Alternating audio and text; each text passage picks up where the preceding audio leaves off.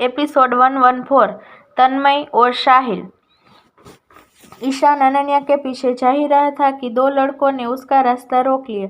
उसके कई बार कहने पर भी जब दोनों ने उसका रास्ता नहीं छोड़ा तो ईशान ने सख्त टोन में कहा, देखो तुम दोनों जो कोई भी हो, तुम्हें कोई हक नहीं है मेरा रास्ता रोकने का। तुम्हारी भलाई इसी में है कि तुम दोनों अभी के अभी मेरे सामने से हट जाओ, वरना मुझे वक्त नहीं लगेगा तुम दोनों को यहाँ से बाहर फेंकवाने में।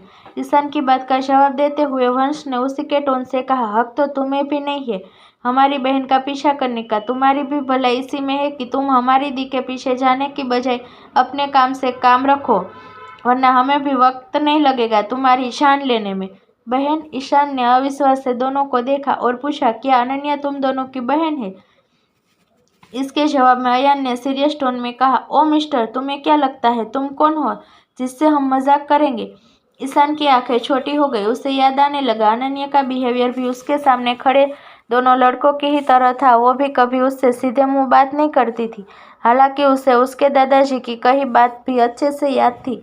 अपने दादाजी की बताई बातों को याद करते हुए उसने मन ही मन सोचा, दादाजी ने तो कहा था अनन्या हमेशा से अपनी माँ के साथ सिंघानिया पैलेस में रही थी। उसकी माँ के मरने तक उसका कोई भाई नहीं था। फिर यह दोनों कौन है? क्या यह दोनों उसके कोई रिश्तेदार हो सकते हैं? यह सोचते हुए वंश और अयान को बड़े ही ध्यान से देख रहा था। उम्र में तो वो दोनों 21-22 साल के ही लग रहे थे, लेकिन उनका एटीट्यूड उनकी उम्र से कई दर्जे ज्यादा था।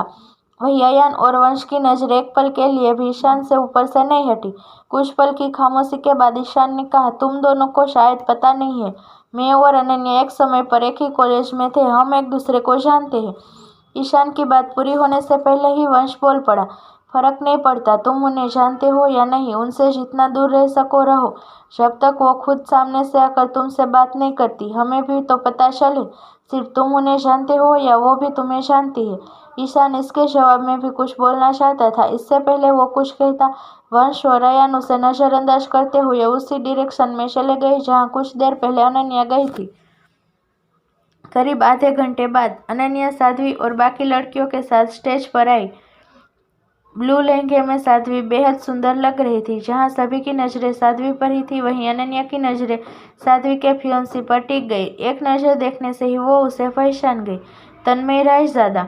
उसने अपने मन में यह नाम लिया और उस दिन को याद किया जब उसका पहली बार तन्मय और उसका आमना सामना हुआ था 7 साल पहले, कॉलेज का पहला दिन। उस दिन वो बहुत डरी हुई थी। ब्रेक टाइम में भी वो क्लास से बाहर नहीं गई। पूरी क्लास में वो अकेली बैठी अपनी बोरियत को दूर करने के लिए ज्वेलरी डिजाइन करने लगी कि तभी कुछ लड़के उसके सामने वाली डेस्क पर आकर बैठ गए और उसी की तरह देखते हुए अपनी लव लाइफ डिस्कस करने लगे। पहले तो अनन्या ने उन्हें इग्नोर करने की कोशिश की, लेकिन जब उसे बर्दाश्त नहीं हुआ तो वो क्लास से बाहर जाने लगी कि एक लड़के ने उसका दुपट्टा पकड़ लिया। उस वक्त अनन्या बहुत डर गई थी, उसकी आंखें भी नम हो गई थी। उसने पीछे मुड़कर देखा तो दुपट्टा डेस्क के कॉर्नर में एक छोटी सी कील में फंसा था। यह देख उसे कुछ राहत मिली, पर इससे पहले वो अपना दुपट्टा निकाल पाती, एक लड़के ने आगे आते हुए कहा, मैं तुम्हारी हेल्प करता हूँ। अनन्या ने उसे मना किया, लेकिन उस लड़के ने उसकी बात नहीं सुनी। दुपट्टा कील से निकालने की बजाय उसने दुपट्टा अपनी तरफ खींच लिया। उस लड़के की हरकत से अनन्या सहम उठी। अपना दुपट्टा उन लड़कों के हाथ में देखकर उसके थमे आंसू धार बनकर उसकी आंखों से बह पड़े। तभी क्लास में एक लड़के की तेज आवाज गूंजी। अनन्या ने देखा तन्मय गुस्से में उनकी तरफ ही आ रहा था। उसने उन लड़कों को उससे दूर रहने की वार्निंग दी और उनके चले जाने के बाद अनन्या से बोला, तुम्हें डरने की जरूरत नहीं है, अब से मैं हमेशा तुम्हारे पीछे रहूंगा, तुम्हारा बॉडीगार्ड बनकर। उस वक्त अनन्या ने उससे कुछ नहीं कहा, ना ही उससे कुछ पूछा, लेकिन अगले दिन जब वो कॉलेज आई तब उसे प्राइवेट पार्किंग लॉट में तन्मय अपने बेस्ट फ्रेंड साहिल के साथ नजर आया। उन्हें देख एक बार फिर वो डर गई, क्योंकि लास्ट डे जो भी उसके साथ कॉलेज में हुआ था उसने उस बारे में अरशद से बात नहीं की थी। हालांकि उसकी सोच से उलट तन्मय और साहिल ने अरशद से बात करने लगे। तब जाकर अनन्या को तन्मय के कहने का मतलब समझ आया कि क्यों उसने खुद को उसका बॉडीगार्ड बताया था। उस दिन के बाद से उसे कभी डर नहीं लगा। अगर वो कभी कॉलेज मिस भी करती तो तन्मय और साहिल उसे अपना नोट्स दे देते। साल बीता, उनका ग्रेजुएशन खत्म हो गया, लेकिन अनन्या और उनके बीच स्टडी को छोड़ कोई बात नहीं हुई। ना ही उसने कभी उन दोनों के बारे में श्रुति या किसी और से बात की। 3 साल से ज्यादा का समय हो गया था। उसे तो याद भी नहीं था उसकी लाइफ में कभी तन्मय और साहिल नाम के 2 लोग एक्सिस्ट भी करते थे, लेकिन आज वो दोनों उसके सामने थे। सच ही कहते हैं लोग, गरीबों की बस्ती में खोए इंसान भी नहीं मिलते, वहीं अमीरों की दुनिया में हम किसी को चाह कर भी नहीं खो सकते। खुद से यह कहते हुए वो मुस्कुराई, फिर साध्वी को देखो धीरे से उसके कान में बोली, तुम बहुत लकी हो, तन्मय एक बहुत अच्छा लड़का है, इसे कभी खुद से दूर जाने मत देना। साध्वी अनन्या के कहने का मतलब समझ नहीं आया, लेकिन वो अभी उससे कुछ पूछ भी नहीं सकती थी। जहां अनन्या तन्मय और उसके पीछे खड़े साहिल को देखते हुए बाकी सबको भूल गई थी, वहीं स्टेज के नीचे ऐसे बहुत से लोग थे जिनकी नजरें साध्वी पर नहीं बल्कि उस पर थी। रिवांश, उसकी फैमिली, मुन्ना, प्रत्युष और ईशान, सब बस अनन्या को ही देखे जा रहे थे।